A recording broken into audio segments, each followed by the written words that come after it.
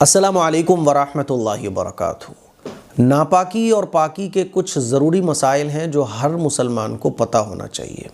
बहुत सारे लोग सवाल पूछते हैं पाकी नापाकी के बारे में, तो कुछ ज़रूरी मसले हैं जो आज मैं आप लोगों को बताने जा रहा हूँ। और ये वो मसाइल हैं जो आप लोगों के माइंड में भी आते हैं और अक्सर मुसलमानों को इन मसाइल का इल्म ही नहीं होता।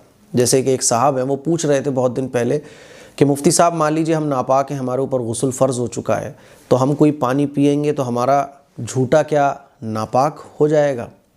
या मान लीजिए बाल्टी भरी हुई रखी है, हमारा हाथ उसमें डल गया तो क्या वो पानी नापाक हो जाएगा? नापाकी की हालत में हमने कोई कपड़ा पहना या हमारी बदन से कुछ पसीना निकला तो क्या वो कपड़ा नापाक हो जाएगा? ऐसे ही कल हमारे एक मिलने वाले, उनका कॉल आया था, वो पूछ रहे थे मुफ्ती साहब सर्दी के मौसम में हम सो रहे थे, फिर बीवी से मुलाकात कर ली, तो जो लिहाफ गद्दे चादरें वगैरह बिछी हुई थी जो हम ओढ़े हुए थे, क्या वो लिहाफ गद्दे नापाक हो जाते हैं? ये वो मसाइल हैं जिनका इल्म अक्सर मुसलमानों को नहीं होता है। तो आज इन्हीं कुछ मसलों को मैं आप लोगों को बताने जा रहा हूँ। देखिए, एक बात याद रख लीजिए आप, नापाकी दो तरह की होती है। एक नापाकी वो होती है जो दिखती है आँखों से, इसको कहा जाता है निजासत हकीकी, जैसे कि टॉयलेट, पेशाब पखाना, मनी, खून, है ना, कीचड़ वगैरह। तो जो नापाकी दिखती है, एक तो वो नापाकी होती है। तो जो दिखने वाली नापाकी होती है वो जिस जगह पर भी लग जाएगी तो उतना हिस्सा नापाक हो जाएगा। अब मान लीजिए आप लिहाफ कंबल वगैरह ओढ़े हुए थे, बीवी से मुलाकात कर ली, तो अब लिहाफ कंबल चादर वगैरह पर जहाँ जहाँ मनी के कतरे लगेंगे, है ना, या खून वगैरह लग जाए या कोई और नापाकी लग जाए, बच्चों की टॉयलेट वगैरह लग जाए, तो जिस जगह पर नापाकी लगेगी उतनी ही जगह नापाक होगी। आप उतनी जगह को वॉश कर लें, नो प्रॉब्लम, पूरा धो लें आप तो भी नो प्रॉब्लम। मान लीजिए लिहाफ पर कहीं नापाकी लग गई, कंबल पर कहीं नापाकी लग गई, तो आप पूरे कंबल को धोएं, ये भी आपकी मर्ज़ी है।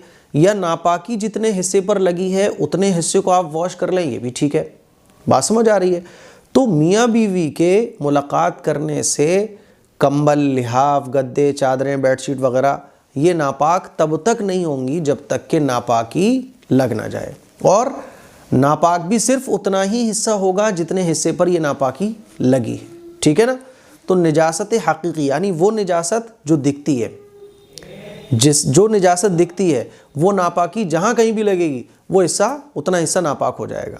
तो अब आप देख लीजिए, मियाँ बीवी ने मुलाकात करी, लिहाफ कंबल गद्दे पर कहीं नापाकी लग गई तो जितने हिस्से पर नापाकी लगी है उतना हिस्सा नापाक होगा, और नापाकी नहीं लगी तो नापाक नहीं होगा, नो प्रॉब्लम। बाज़ लोग ये समझते हैं कि मियाँ बीवी की मुलाकात करने से लिहाफ गद्दे नापाक हो जाते हैं, ऐसा नहीं है। इस मसले को आप अच्छे तरीके से समझो, बात समझ आ रही है? और इसी में थोड़ा सा गहराई में जाके और समझो कि नापाकी के छुलने से कोई चीज़ नापाक नहीं होती है। मान लीजिए आपके चादरे से कोई बच्चे की सूखी टॉयलेट, है ना, या किसी जानवर की कोई टॉयलेट सूखी, वो आपके चादरे से टच हो जाए, तो नापाकी के टच हो जाने से कोई चीज़ नापाक नहीं होगी। कोई भी चीज़, चादर वगैरह, कपड़ा वगैरह नापाक तब होगा जब उस चीज़ पर नापाकी लग जाए।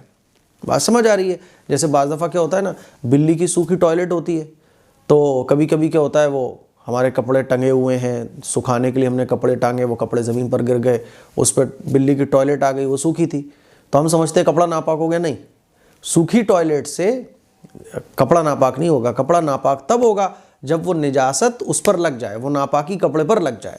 बात समझ आ गई? क्लियर है? अब आप बीवी से मुलाकात कर रहे हैं या कुछ भी कर रहे हैं, नापाकी जिस जगह पर लगेगी उतना हिस्सा नापाक होगा और उसको वॉश करने से वो कपड़ा पाक हो जाएगा। क्लियर है ना? दूसरा ज़रूरी मसला कि दूसरी जो नापाकी होती है वो मैंने क्या बताई, निजासत हुक्मी। निजासत हुक्मी किसको कहते हैं? जैसे हमारे ऊपर गुस्ल फ़र्ज़ हो गया, हमारा वज़ू नहीं है, तो इसको निजासत हुक्मी कहा जाता है, ठीक है। यानी ये वो नापाकी है जो दिखती तो नहीं है, लेकिन शरीयत ने कहा है कि तुम नापाक हो, तो नापाकी इसको मान लिया गया है। तो एक नापाकी तो वो हो गई जो दिखने वाली है, दूसरी नापाकी वो है जो दिखती नहीं है, जैसे कि आपका वज़ू का ना होना, ख़वातीन का पीरियड में होना, इसी तरह से गुस्ल का फ़र्ज़ हो जाना, है ना। किसी ऊपर गुस्ल फ़र्ज़ हो गया तो दिखने में तो कोई नापाकी नहीं है बॉडी पर, लेकिन ये नापाकी वो है कि जिसको निजासत हुक्मी कहा जाता है। अब इस कंडीशन में गुस्ल किए बगैर, वज़ू किए बगैर हम नमाज वगैरह नहीं पढ़ सकते, कुरान को टच नहीं कर सकते। तो दूसरी नापाकी वो होती है जो दिखती नहीं है, तो मान लीजिए हमारे ऊपर गुस्ल फ़र्ज़ हो गया, तो गुस्ल के फ़र्ज़ हो जाने से हमारा हाथ नापाक नहीं होगा, हमारा थूक जो है ये नापाक नहीं होगा। मान लीजिए हमने कोई पानी पिया, वो पानी बच गया, तो वो पानी नापाक नहीं होगा। इसी तरह से हमने बाल्टी भरी हुई थी पानी से, हमने अपना हाथ डाल दिया, तो वो पानी नापाक नहीं होगा। हमने नापाकी की हालत में कोई कपड़ा पहना, तो वो कपड़ा भी नापाक नहीं होगा। हमारे बदन से पसीना निकला, तो वो पसीना भी नापाक नहीं होगा, है ना।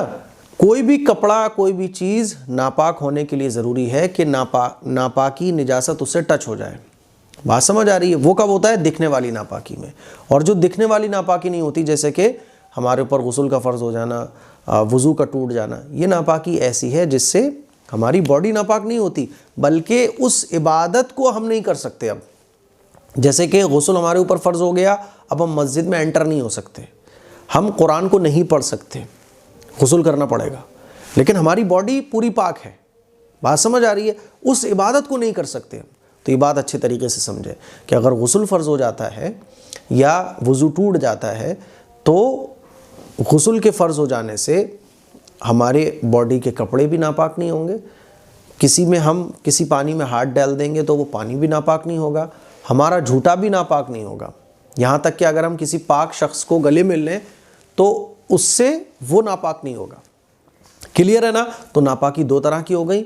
एक वो नापाकी जो दिखती है, दिखने वाली नापाकी जिस चीज़ पर भी लग जाएगी तो वो चीज़ नापाक हो जाएगी, जितने हिस्से पर वो नापाकी लगी होगी। दूसरा वो नापाकी जो दिखती नहीं है, जैसे कि गुस्ल का फ़र्ज़ हो जाना, वज़ू का टूट जाना। तो इस नापाकी में हमारी बॉडी किसी चीज़ से टच हो जाती है, तो हमारे बॉडी के टच हो जाने से कोई चीज़ नापाक नहीं होगी। मुझे उम्मीद है ये मसला आपको बहुत अच्छे तरीके से समझ आ गए होंगे। इस क्लिप को शेयर करें, दूसरों तक पहुँचाएँ। अस्सलामु अलैकुम व रहमतुल्लाहि व बरकातुहू।